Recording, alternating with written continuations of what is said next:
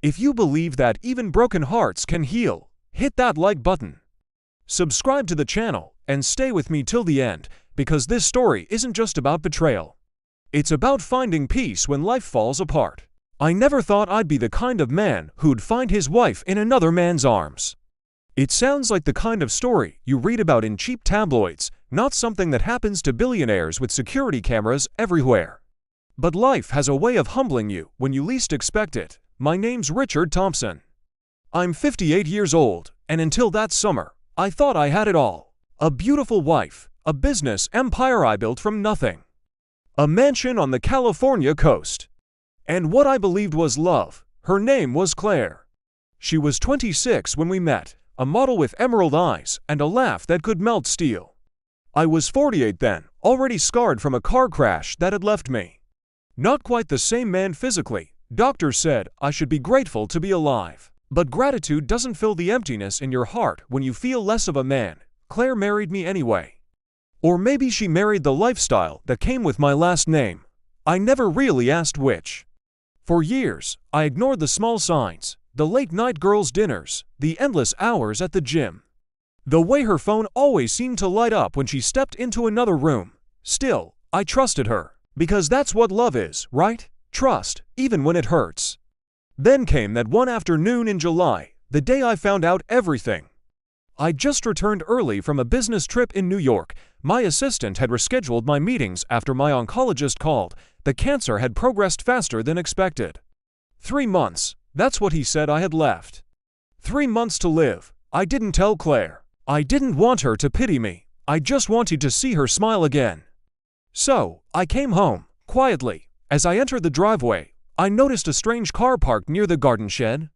A beat-up green truck with gardening tools in the back. Nothing unusual. We hired a new gardener last month, Miguel. A polite young man in his late 20s, strong, humble, always kept his eyes down. I remember thinking, good kid, knows his place. That thought would haunt me later.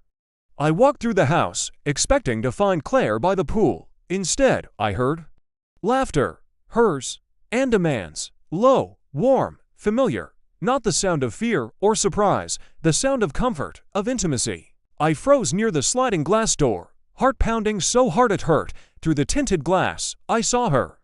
In the pool, wearing nothing but a smile. Miguel was in the water too. Their hands were all over each other. And my world shattered in that instant.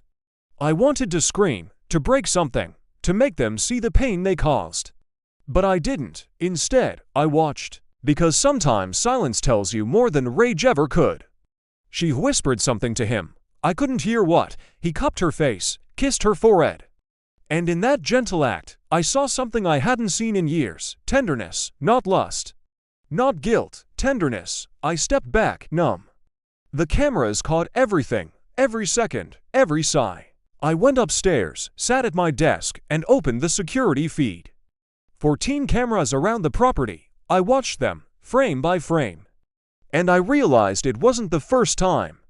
3 months of hidden touches, stolen glances, secret meetings in the greenhouse, every lie perfectly rehearsed. Every tear she shed in my presence, fake. I should have hated them both. But as I watched Miguel wrap a towel around her shoulders, whispering something that made her smile, I felt something else, curiosity. Why him? Why now? That night, I couldn't sleep. So, I did something strange. I called the detective agency that helped me run background checks on business partners. I asked them to dig into Miguel's life, where he came from, who he was before he started trimming my hedges. They called back the next morning.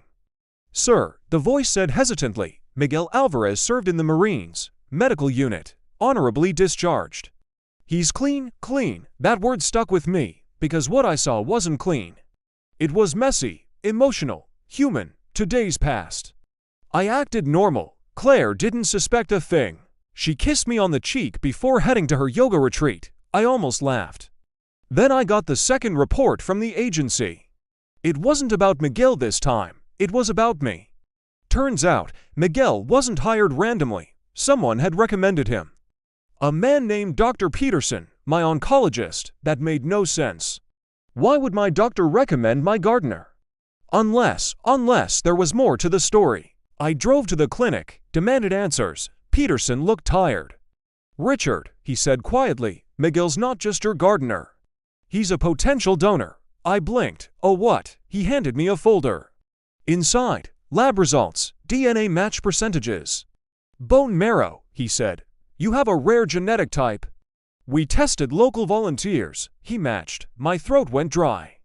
"So you hired him?" Peterson nodded. "I didn't he tell you because he didn't he want you to know until he was sure." "Sure of what?" I asked. He looked away. "Sure your wife would love him." I thought I'd misheard him, but then he told me everything. Miguel had known about my illness for months. He volunteered for the donor program after finding out through mutual friends. When he met Claire at the hospital, she'd been visiting me. They talked. She cried, he listened, and somehow, feelings grew. He tried to resist, Peterson said, but emotions don't always obey reason. I drove home in silence. Every mile felt heavier than the last. When I walked through the door, Claire was in the living room, wearing that same white robe she always wore after her spa days. She looked radiant. "And guilty, Richard," she started, voice trembling. "You're home early again." I smiled, or tried to. "Yeah," I said softly, "missed you." Her eyes filled with tears instantly. She wasn't expecting kindness. I sat across from her. "You can stop pretending," I said. She froze. For a moment, the only sound was the ticking of the grandfather clock. "I know," I whispered. Her lips quivered. "Richard, I saw everything," I said gently. "The pool, the greenhouse, the lies." She covered her face, sobbing. And I just sat there, strangely calm. Because what do you say when love dies, but the person you loved still breathes in front of you? She finally looked at me, mascara streaked down her cheeks. "I never meant to hurt you," she said.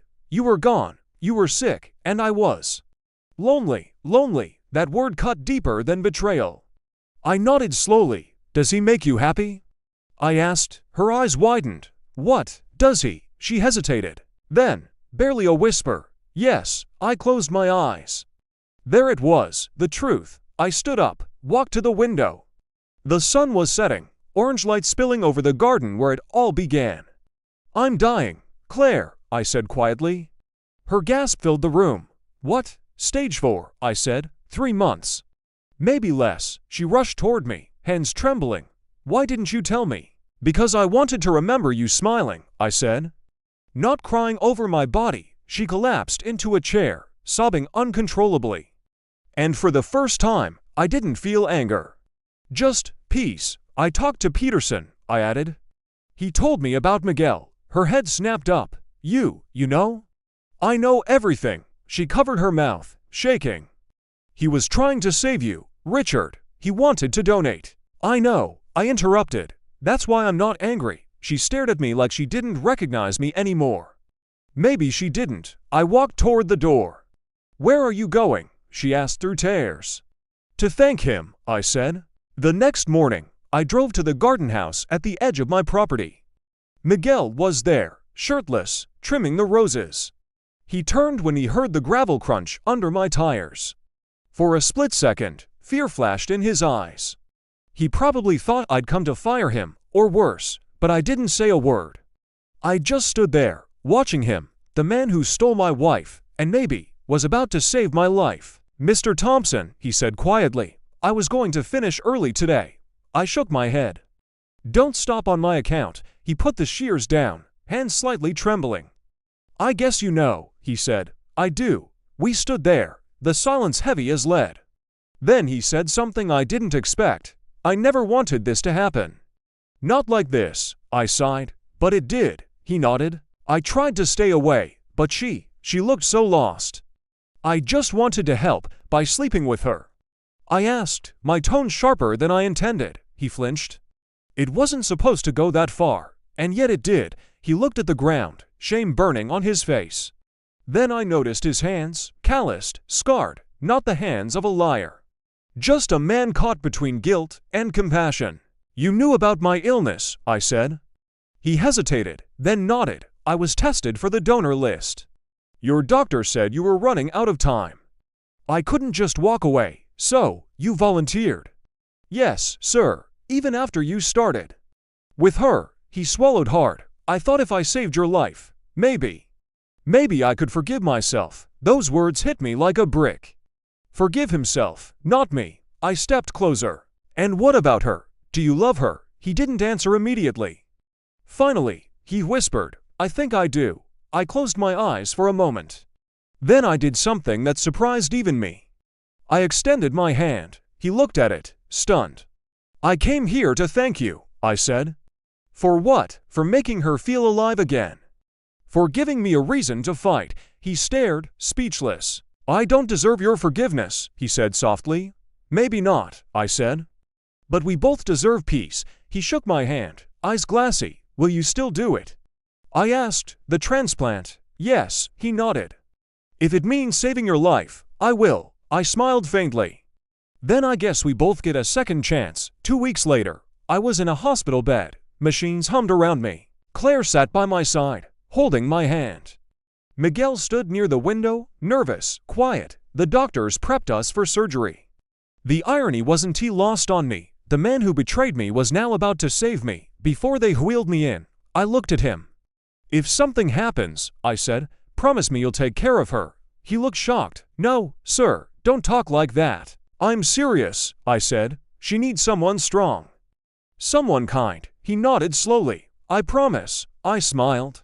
Then let's both make it out alive. The next thing I remember was waking up.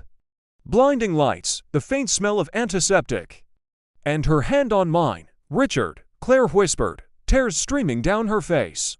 It worked. You're going to be okay. I blinked, groggy.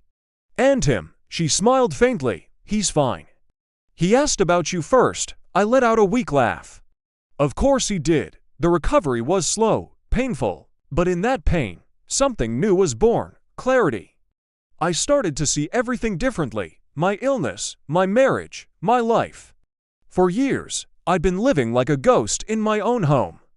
Building walls of marble and steel to hide the cracks inside me. It took betrayal to tear them down. One afternoon, a few weeks after the surgery, I asked Claire to join me on the terrace. We sat in silence for a while, watching the waves crash against the cliffs. She finally spoke. I don't expect you to ever forgive me. I already have, I said.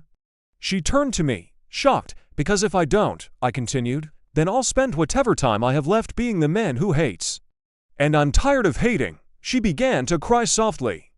I still love you, Richard, she said, but I don't know if I deserve you. I smiled subtly. Maybe we both got what we deserved, a truth. We sat there until the sun dipped below the horizon. No shouting, no blaming, just two broken souls quietly making peace. Weeks turned into months. I grew stronger. Miguel visited a few times, mostly to check on the garden. We didn't talk much about the past. We didn't need to. One day, as he was leaving, I said, "You and Claire. Are you still?" He shook his head quickly. "No, that part's over. She loves you." "I know that now." I nodded, grateful and strangely relieved. He smiled. "I'm heading back to Texas. My mom's sick. I want to be there for her." I handed him an envelope. He looked confused. "Consider it a thank you," I said. "And a fresh start." He tried to refuse, but I insisted. We hugged, awkwardly, but sincerely. And for the first time in a long while, I felt at peace. A year later, my cancer was in remission. Doctors called it remarkable. I called it grace. Claire and I didn't stay married, at least, not in the traditional sense. We became friends, real friends. She started volunteering at a veterans hospital. I sold one of my companies and founded a non-profit for wounded soldiers in Miguel's name. It was the least I could do. Sometimes life's greatest healers come disguised as heartbreak. And sometimes betrayal is just love trying to reach you from a different angle. Last month, I got a letter from Miguel. He opened a small landscaping business in Austin, married, one kid on the way. He ended the letter with 3 words that made me smile. "Thank you, Richard." I put the letter down and walked outside. The garden was in full bloom again. The roses, the ones he used to trim, stood taller than ever. Claire was there, planting new ones. She looked up and smiled at me, not as a wife, not as a stranger, but as someone who'd finally found peace too. I knelt beside her, hands in the soil, feeling life pulse through my fingers. "I think he'd like these," she said softly. "Yeah," I replied. He would. The sun was setting, painting the sky gold. I took a deep breath, feeling gratitude instead of pain. For the love I lost, for the life I almost lost, and for the man who gave it back to me. Sometimes, forgiveness isn't weakness, it's freedom. And as the waves crashed below the cliffs, I realized something simple and true. She may have betrayed me once, but that betrayal saved me twice. Because it gave me back my life, and taught me how to love again, not just others, but myself. And for that, I'll always be thankful. I often share this story now, not to glorify pain, but to remind people that every heartbreak hides a lesson. Mine was simple: you can't control who loves you, but you can control how you love back. You can choose bitterness, or you can choose peace, and peace is the rarest kind of wealth. I used to think being a billionaire meant having everything. Now I know it just means having enough to give back. The rest is borrowed time. Claire sometimes visits my foundation. We talk about the past, laugh about the stupid fights, and thank the universe for second chances. She met someone new, a teacher, kind and grounded. I'm happy for her. As for me, there's someone too. Her name's Laura, a nurse who cared for me after the transplant. We met when I was too weak to speak, but she said my eyes always smiled first. Funny how love finds you when you stop chasing it. She loves the garden, just like he did. Sometimes I catch her humming while she waters the flowers, and for a second, I feel like all the broken pieces of my past have found their place again. Life didn't give me what I expected, but it gave me what I needed. And if there's one thing I've learned, it's this: forgiveness doesn't change the past, it changes you, and that's enough. So if you ever find yourself standing in front of betrayal, heart bleeding and soul shaking, don't rush to destroy. Sometimes, the one who hurt you might just be the one who saves you. I'm living proof of that. And every morning, when I wake up and see the sunrise through those same garden windows, I whisper to words, not of pain, but of gratitude. Thank you. Thank you for the lesson. Thank you for the second chance. Thank you for the life I never knew I wanted. Until it almost ended, and that's my story, not of betrayal, but of becoming whole again. If this story touched your heart, don't leave without showing some love. Hit the like button so more people can hear stories like this. Subscribe to the channel and join our family of people who still believe in love, even after heartbreak. And tell me in the comments, would you forgive someone who betrayed you if they gave you a second chance at life?